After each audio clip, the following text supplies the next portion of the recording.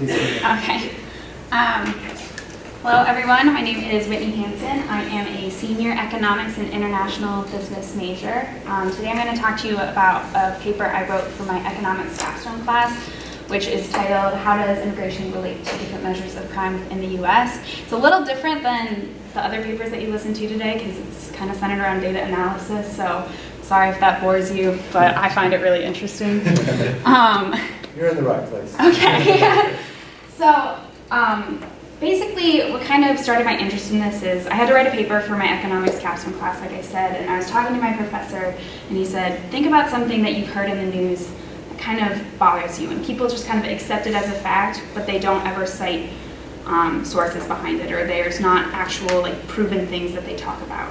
So something that I thought about that has been in the news a lot lately is the role of immigrants within the United States, and specifically you see this kind of narrative of immigrants increasing crime. And in my head, I'm like, no, they don't. They don't increase crime. Like, why would you even say that? But then I thought about, like, well, what's the data out there? What does the data say? Because data doesn't lie. And that's kind of where my passion for this comes from is, I can say, like, what my opinions are, but until I prove what my opinions, like the data behind my opinions, I shouldn't really be talking. So that's kind of why this paper happened. So I looked at how immigrant populations are correlated with different measures of crime within the United States, and I found that after accounting for time variant and invariant effects, there's a consistent, statistically significant negative relationship between immigrant populations and crime within the United States. And I'm going to go into a little bit of my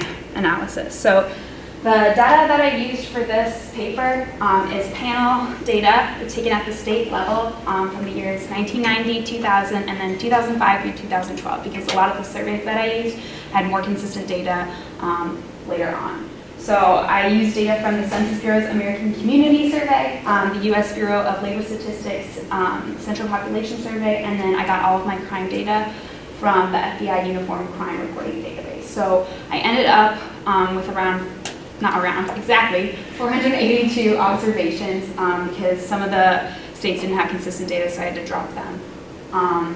So basically I had 10 different measures of crime. So there is 4 measures of violent crime, 4 measures of property crime, and then like an overall violent crime measure and an overall property crime measure.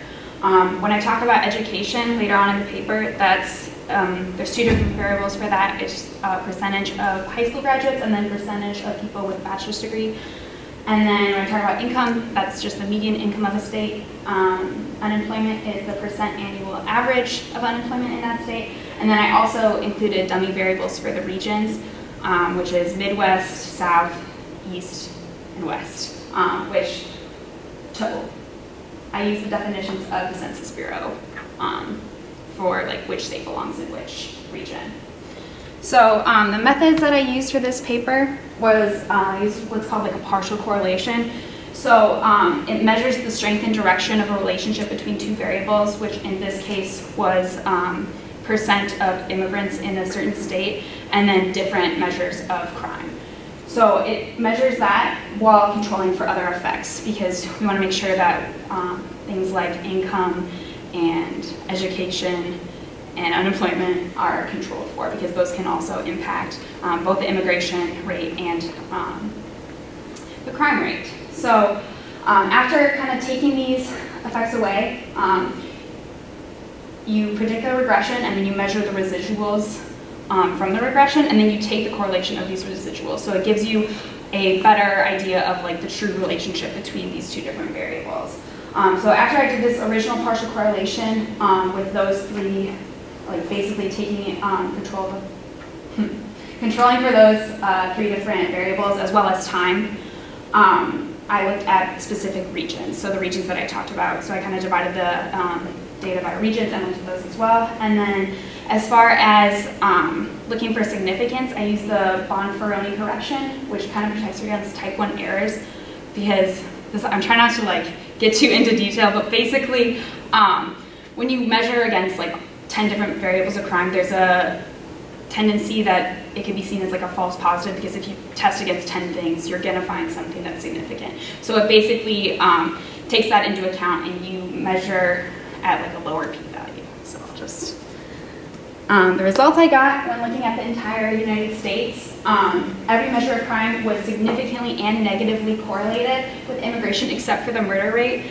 My paper goes into a lot more like details of the different correlations, but I thought I would just talk about the negative, the strongest ones. So with the violent crime rate, the correlation was negative 0.2713, which essentially translates to 7.4% of the variation in violent crime can be explained by the immigrant population. Property crime rate had negative 0.2318 for a correlation, which translates to 5.4% of the variation in property crime that can be explained by immigrant population, and then forcible rape rate, which was negative 0.336. Which translates to 11.3% of the variation in forcible rape rate can be explained by the immigrant population. And the p-value for all of this was 0, which doesn't happen really in data. So I was really excited about that because it means they're like extremely significant. And then moving on to the regional results. Time. There we go. Okay. So the strongest, I kind of wanted to see like, okay, so you have the whole United States, and you have like all these great, strong correlations that are significant, but I wanted to see where in the United States if there's a certain region that's kind of driving those strong negative correlations. So the strongest relationships were seen in the eastern and midwestern region. And again, I just talked about some of the strongest negative correlations. My paper goes into this a lot more in depth, but I won't read that to you because we're short on Could you say a time. little bit more about what you mean? What is the significance of a negative correlation in this case? What does it mean? So basically, I was going to read that on the next slide, but Oh, okay. Sorry. basically, it's okay. So as I said, like all the significant correlations found between crime rates and immigration were negative. So what that means essentially is that as immigrant populations rise, crime rates are lower. So that doesn't, I'll go into this on the next slide too, but that doesn't mean like there's a causation between that. My paper didn't seek to explain that because there's a lot of analysis that needs to go into like a causation argument. But basically what it means is areas with immigrants are not automatically prone to crime, as you sometimes will hear in popular media. Yeah. So basically, again, after accounting for the time variant and invariant effects that I talked about, there's this consistent, statistically significant negative relationship between immigrant populations and crime within the United States. So like I said, this isn't like a causal relationship. You know, there's other factors that could be at play, like maybe immigrants move to places where there's lower rates of crime. And so I'm not saying that immigrants cause like lower crime. I just want to make that very clear. In order, like going forward, I think trends over time should be analyzed in order for a causal relationship to be proven. So if you have a large influx of immigrants in a certain area, what does the crime rate do 5, 10, 15 years after that happens? So a microeconomic study could also seek to kind of explain that. Something that I thought about doing is there's this instance of the Mario boat lift where a lot of people were moved from Cuba to Miami like all at once. And kind of seeking to see, like, they didn't choose to move to Miami, that's just where everyone ended up. So there's not any of those outside, like, they moved here because crime rates are lower, and seeing, like, how crime rate is affected going forward. So that's another thing that I'm thinking about doing going forward. So that's my paper, if you have any questions. Yeah. So I know that yours kind of goes over the general like immigration, but I know that often the rhetoric is revolving around like illegal immigrants specifically on like high crime rates. So did your paper at all differentiate legal and illegal immigrants in your state, in your data? Unfortunately, no, I couldn't. It's so hard to find data on illegal immigrants, but that is something that I've thought about. But unfortunately, like with the time I had and the access to data that I had, I couldn't find specific data on that, so no.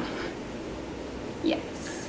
Also, I wanted to ask, like, did you find any difference between, like, you said you you looked at all regions. Did you find significant differences between, like, the South, where a lot of, like, let's say, Latin American immigrants, and East Coast, for example, where there is more immigrants from Southeast Asia? Yeah, so my paper goes into this in a lot more detail than I glossed over here. But what I found is like the strongest correlations, which kind of surprised me, were in the East and Midwest, because I was kind of expecting the South to have like a stronger correlation. Like they were all significant and they were all negative, but off the top of my head, I don't know like the exact correlations or anything, but my paper definitely goes into more detail about that. But there were like differences between the regions, definitely. Yeah. So you said that the murder rate was the only one that wasn't negative correlation. Was there a reason for that? Did you explore? It is a negative correlation, it just wasn't significant okay. at the 99% level, or actually any level, which is just kind of strange because every other one was negative and significant. That one was negative but not significant. Did you see speculation, like hypotheses in the literature for why places with larger numbers of immigrants might have lower crime? I know you said your data does not establish a causal relationship, and you're not, studying one, but surely people have, positive hypotheses, and maybe they've even done some testing. But for instance, especially for undocumented, I could imagine you don't want to bring yourself to the attention of the police, and would be more careful to avoid, that possibility. But have you run across any discussions that offer possible explanations? It really differs on, like in the literature, I didn't find any like specific thing that says, like, oh, it's always lower because of this. But like I said, lower rates of crime, I think is like people moving to lower rates or areas with lower rates of crime is kind of like the popular narrative. Is you're not going to, if you can avoid it, you're not going to move to a place where the murder rate is like incredibly high or something like that. That's kind of. Okay. I want to go back to Professor Skidmore's first question for a moment. If I am a statistically illiterate politician who does not understand what significantly negatively correlated after a Bonferroni correction means, how would you explain it to me? Immigrants versus native residents, what does your research tell me? Okay. Just as if I'm 5 years old. Okay. What would you tell me? So basically, as like the percentage of immigrants in a state, as you get a higher percentage, what I found in my research is that the rates of crime within that state go down. There's like an inverse relationship, and that's significant. After accounting for things like unemployment, income, and education. So after accounting for those other things, taking those out of the equation, so you're taking away like the relationship between crime and those different measures, as well as time. That's what that means. So that makes sense. Thank you. I wonder if there's data that actually is based upon, at the individual unit level, the level of the individual. In other words, actually looking at,